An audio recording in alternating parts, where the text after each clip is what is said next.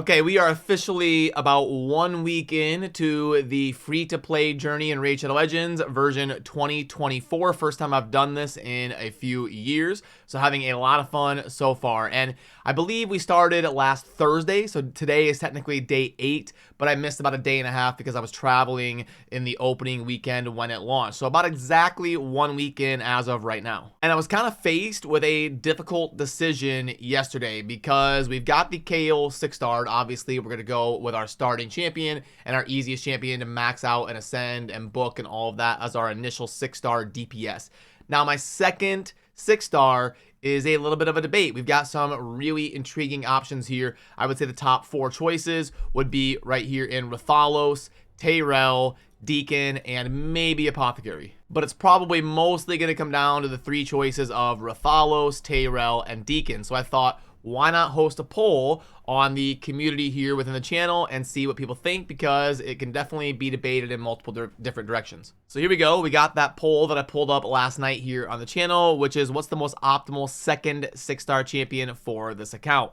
And y'all are not helping me out very much because we've got a split here with many different answers. We've got a lot of people saying Tyrell, but then we've got some people saying it's Deacon, obviously, and we've got some people saying Rathalos is obviously the most optimal. So very difficult decision here. And what's funny is everybody is very sure about their answer. You've got like Tyrell, no question. Tyrell is the best bet.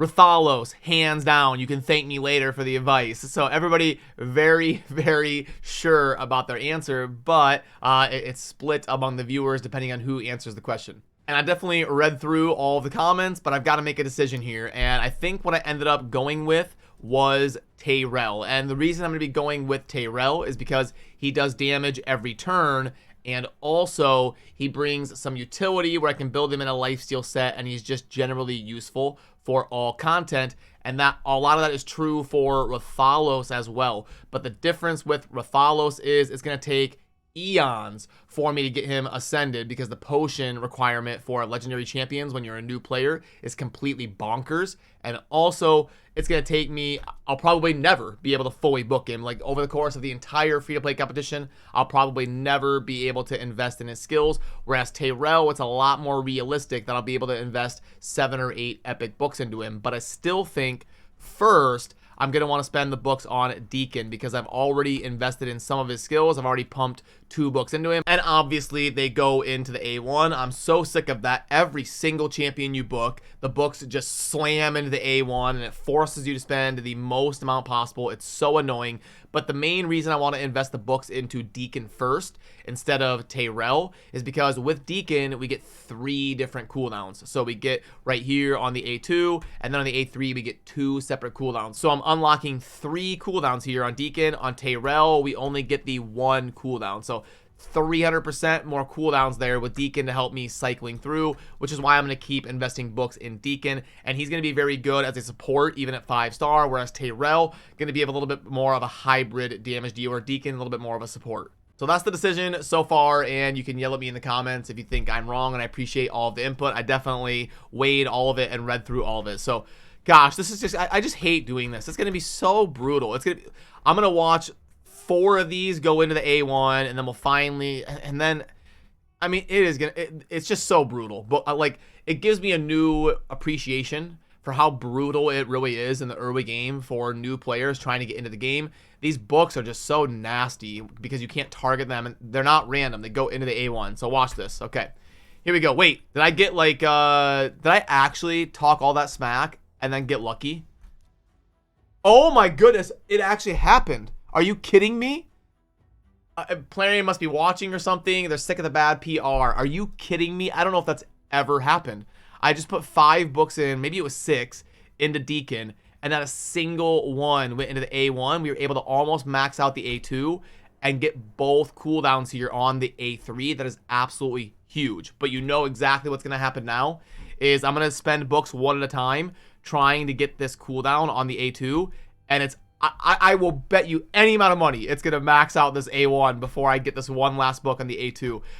We'll have to talk about that in another video. I guarantee it. It's going to go all 4 of these and then into the A2. We're going to have to spend the maximum amount of books no matter what. But nonetheless, I can't complain in this video. It actually went super well, and it went so well that Neo wants to join us. He is back, and he's just in time because we have to pull some shards here. We've got a couple ancients. We've actually had some pretty good luck summoning on the free-to-play account. We've gotten an apothecary and a Tyrell with probably only like 10 or 11 ancients pulled total. So to get a top 20 progression epic and a top 5 progression rare within like 10 or 11 ancient shards is definitely pretty solid. Let's go ahead and rip a couple here, and hopefully we will get something else that's great for our account, a rare. And I don't think Channeler is actually decent, probably an above average rare. You do get the heal reduction, which is great for the spirit keep here on the A1. I may actually like at least 4-star him and build him up just to help me progress a little bit in the spirit keep. And then you also get a little bit of CC here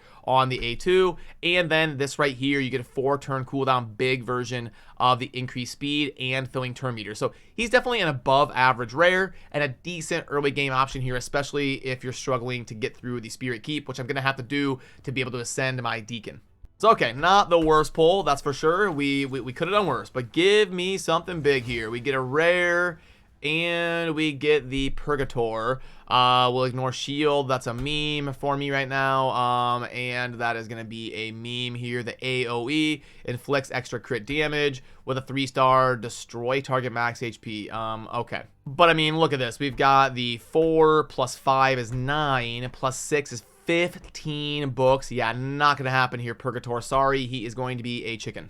And we're getting our Demon Lord teams up and running, so that's going well. We're able to kind of get the max chest on easy and normal. Next step is going to be hard, but this is super important early game to max out some of these potions and these books and this gear that you get. This is insanely impactful early game. Yeah, potion right there, and crit rate and speed is probably good enough here for a filler piece of gear early game. And then in normal, what are we going to be getting here? We've got great 3 potions. That's kind of big right now. I can't max out the keeps yet. HP percent, I would have kept it, but yeah.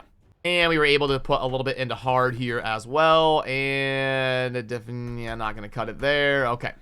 And you know what? Early game tag team arena is absolutely hilarious. I'm finding out, like, I'm just sitting here trying to refresh as often as I can to find teams like this, but even when they're meme teams, like even when people are just throwing in 1-person defenses, I have to like strategize and really try to fight it, because even this 6-star Galek with a blessing is going to completely demolish me. Like, I need to bring a full roster to take that down.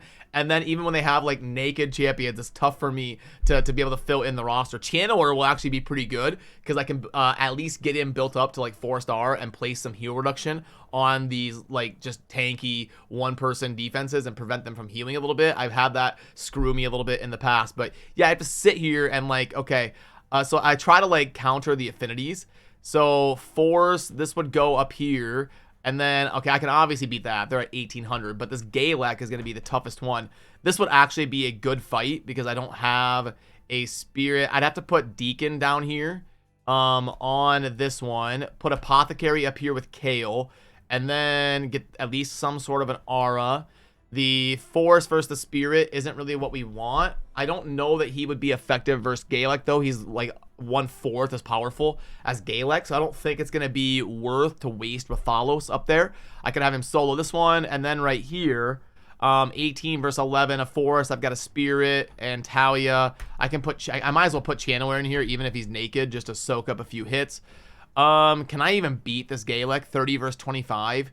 He's got a blessing and everything. Yeah, I don't even know if I can beat this with Tyrell is going to be hitting weak down here, but I need some sort of help for the Deacon. But yeah, this is just hilarious. Like, I'm probably going to lose this, and they're just putting up like a meme defense, and I have to sit here and like max out my strategic potential here.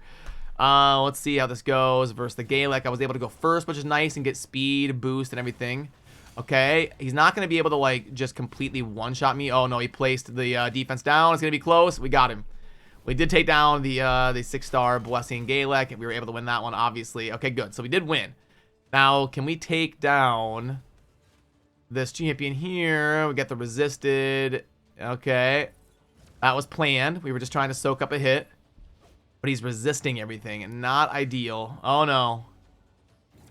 I think we'll be okay, though, because he's not healing. He's not wearing, like, an immortal set or something. Yep, there we go. And it's just funny trying to sit here and do as many refreshes as I possibly can to get through this. Now this one, there's probably no way because it's 66K. And yeah, I'm at 57K total. So I don't know if I could even take this one down. I'm kind of looking for ones that are like below 50K. And I just have to sit here and refresh as often as I can and hope to be able to find them. Yeah, 91 right here. And then 71 right here. Like, I may be able to go like 2-1 versus some of these, but it's just, it's extremely difficult early game to do the tag team arena.